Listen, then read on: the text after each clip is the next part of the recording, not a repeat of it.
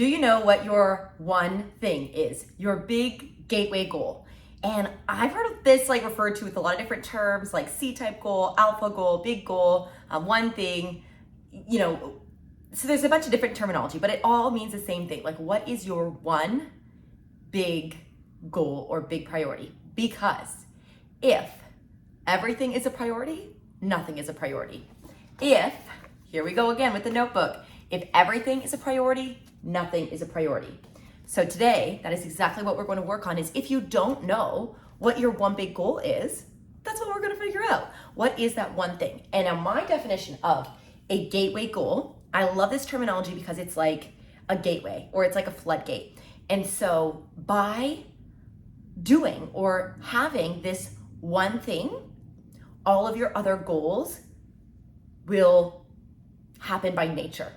Like it's like default, it's automatic. So where is the one area that if you improve that, everything else that you want to improve will automatically also improve? And I'm going to break it down for you because I know I've seen your comments, your feedback. A lot of you really like the visuals and I think it keeps it interesting. So I'm going to draw out our priorities. Like, you can break this down however you want, but for simplicity's sake, we're going to break it down into 4 today. And I'm still trying to break down, these. So this might change in the future, but we've got 4. Say, whoopsies, oh, that's supposed to be a circle. Can you guys see this? I need like a chalkboard, I swear. 2. They should all be equal size, okay? I'm just saying. 3, we're trying my best here. How's that supposed to? 4. Oh, yeah, okay. Okay, 4.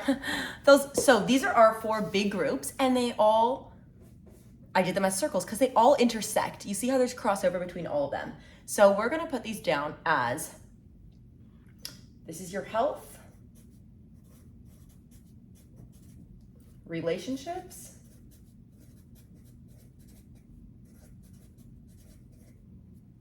this is your work,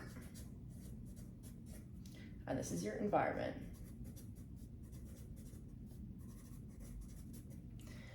Okay, and now within these 4 categories, I wanted to keep it simple because I've seen like a lot of goal wheels like this throughout my time studying personal development, and if it's not simple, you won't remember it. So that's why it has to be simple. Again, I might change this over time, but within each of these categories, there's subcategories. So within health, that might look like fitness, mental health, spiritual health, what else? Emotional well-being. So there's like little subcategories.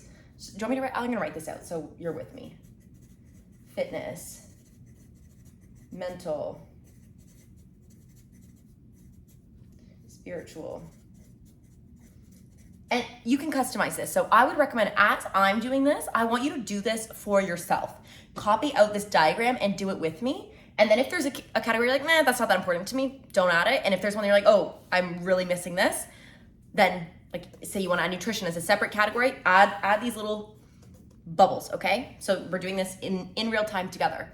Environmental, that could look like your home environment, your work environment, and maybe say I'm gonna add geographical. So like where in the world physically that you live, right? Your work, this can be your job. So that's like day to day. That can be your career. That's more macro level. Whatever else fits under work for you. Maybe you add some personal stuff in there too. Relationships. This can be partner, friends, family. Okay, so I feel like that's a really good model. These are all the things, right, that we have to manage in our life. And now we are going to look at what is that one thing. So what is that gateway goal that by having or doing this, it opens up the floodgates and all the other things kind of fall naturally? That is that middle piece right there, right? That is, can you even see that? I tried to make it yellow, okay? So it's right in the middle, that highlight. And by having that, so let's study some examples of what that could look like. And for a lot of us, like, if it's not already obvious, it's probably the thing you're avoiding. If it's not already obvious, it's probably the thing that you're avoiding. And for most people, that gateway goal is big and it's scary and it's overwhelming. And you kind of question, like, can I really do this? Can I really be this? Can I really have that? I don't know if it's possible. It is. Anything you can imagine is possible for you. That's why it's in your imagination, okay? So for example, I think for me, at one point in time, I used to really struggle with IBS. And if you don't know what IBS is, that's irritable bowel syndrome. So I had a lot of gut issues. And these were so debilitating, so debilitating.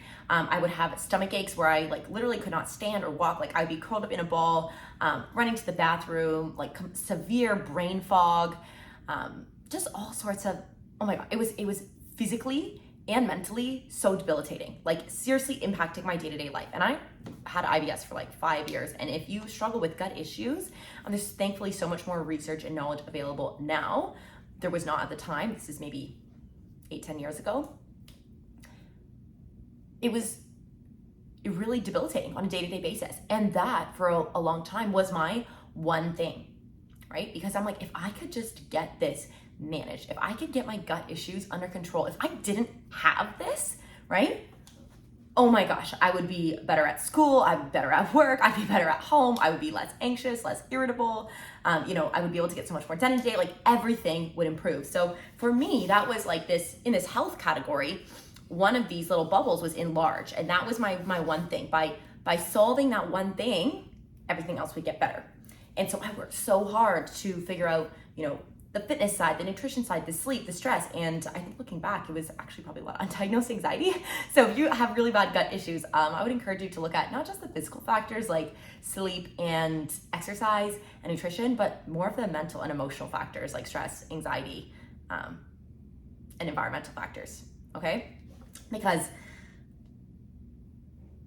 when you ignore the warning signs mentally and emotionally of something wrong, it will show up physically. When you ignore them, the warning signs of an issue in your life, mentally and emotionally, they will show up as physical sooner or later because your body's like, we gotta fix this. Something's wrong. So that was one example. At one point in time, that was my gateway goal. And then at another point in time, when the pandemic was, say ending and I was struggling to figure out what to do with my fitness company, my business, that was the one thing. Like, if I could turn my business around and had, better cash flow, better business plan, better vision, my health would improve, my relationships would improve, my environment, my day-to-day life would improve. So what is that one thing for you? It should be pretty evident, right? It just takes a slight little bit of self-reflection. And if the things that you're coming up when you're reflecting on what that one thing is are like maybe shame, embarrassment, fear, judgment, like what are those things popping up? That's okay, right? That's okay. We just notice because it's not a bad thing unless you make it a bad thing. And the fact that you can feel that and acknowledge it, like, oh, actually, it's embarrassment because I've been avoiding this area of my personal life for so long and trying to cover it up by achieving all these other little goals. But that's like, I feel like I'm not making progress. I feel like I'm still stuck.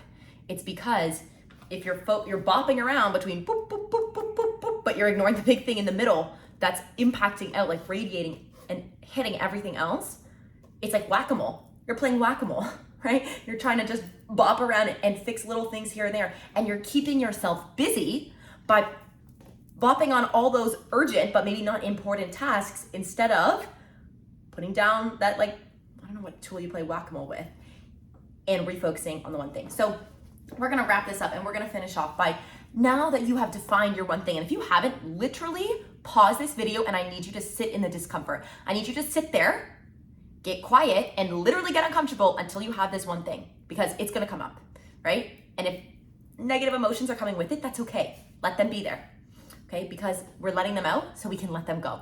Now, when you have that one thing, when you know